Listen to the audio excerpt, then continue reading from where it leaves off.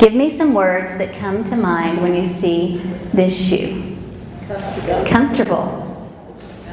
Mellow. What was that? Fluffy, maybe. Sweet, what was that? Laid back, excellent. You have just described the house shoe temperament to a T. If you scored highest in house shoe, will you please raise your hand just real quick? Oh, there we go. Those are house shoes. These are life's sweethearts.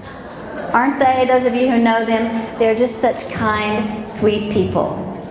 Now, the house shoe would never parade through life. Well, that would be embarrassing. The house shoes would never file through life. Oh, that would be way too much work. The house shoes would never charge through life. I don't want to hurt anybody's feelings. The house shoe is happy to drift through life. Sure, why don't you choose? Anyway is fine with me. Because 100 years from now, it's not gonna matter anyway. That is house shoe. Very low-key, sweet people. Now, my mom always called these wash and wear babies. Babies you can take anywhere, give them a spoon in a box, feed them anything. You know, they play with anything, they fall asleep really easily, they never cause a fuss, they're not demanding, low-key babies. And they always win the citizenship award in elementary. Always. Every year Rachel would say, this is my year. I'm going to win that award. Because it was the only one that was actually a medallion. So she wanted it. You know, it just wasn't in the cards for a combat boot who corrected the teacher. It wasn't going to happen for her. Her closest friend Taylor always won because Taylor's a sweet little house shoe. Now, house shoes are happy to go with the flow. They really don't have to have it their way. They're happy to have it your way. They're very flexible in what they think and what they choose. They're always on the lookout for things that make their life easier. If you have someone who's always looking for things to make their situation at home easier, that's probably a house shoe. House shoes are great in leadership positions. I know you may find that surprising, but it's because they're so good with people. They're going around, they're making sure everyone's happy. They're listening when the rest of us are not. They know what the undercurrent is and they're trying to fix it. So house shoes many times are put in those leadership positions and are excellent at leadership positions. Sometimes they might need some combat boots and some all business shoes and clown shoes around them to keep them moving forward and organized and have a little enthusiasm. But they're great at those positions. Also, house shoes are happy to stroll right down the center lane of life. And by that I mean they literally do not want to pick a lane. Okay, it just feels too controversial. They don't want to hurt someone's feelings. They don't want to be in the limelight. They don't want to have to defend their position. So we were at a big county-wide dinner. We're sitting across from two combat boots. And they are debating the attributes of OU and OSU. And as you suspect, it gets louder and louder, and they are really going at it. And one of the combat boots turns down to the table and says, "Hey, what do you think?" There was just a nice little sweet house shoe man sitting down there. And he slowly set his ribs down. And you could see all the color drain from his face. He wiped his hands really slowly as the wheels were turning and he was trying to decide, what am I going to say?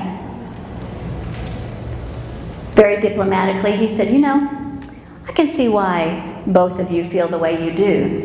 Both schools have great teams. Academically, they seem to be right there together. I know lots of people who graduated from both, and of course I like all those people.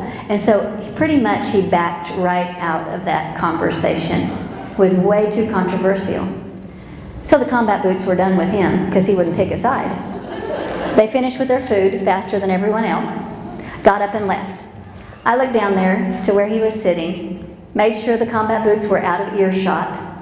I said, okay, now you graduated from OSU. and you have that huge flag flying in your front yard, why did you not stand up for the Cowboys? Lori, I wouldn't have gotten that dog fight for nothing. He said, I would have told him I was from Texas first. Oh, that is serious in Oklahoma. Can you see that is one of their strengths, is that they can just stay right in the middle. House shoes also are very passive, pleasant people to be with.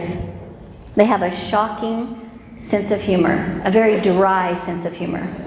Because they're so kind and they're so sweet and usually very quiet, sometimes they'll just throw something out there and it is hilarious. They are so fun to have around because they just have a different insight, a little dry sense of humor. They're also great to have in tense situations. You're never going to have to scrape a house shoe off the ceiling. Never. They just don't get that upset. Now, Bonnie and Rick. Bonnie is a combat boot married to a house shoe. Funny how that happens. Lots of times we're married to opposites. She said she told her son to go get his hair cut for senior pictures. Senior pictures were the next week. And I think the son must have been combat boot clown shoe, possibly. This was in the 80s. He came home from the barber and he had a mohawk. Mohawks were not that popular back then. This was a big deal to her. She said, we were going to send those pictures, all across the United States to our family, and now they're going to think he's a punk. So she was so upset with him. And she couldn't wait for Rick to get home, and Rick's a sweet little house shoe, and she just unloaded all that on Rick and told him what his son had done. And Rick said, honey, now you do know that hair grows back, right? Do you think that is the reaction that Bonnie was looking for? No. She said, Lori, if I could have figured out what to do with 2 dead bodies, I would have killed them both.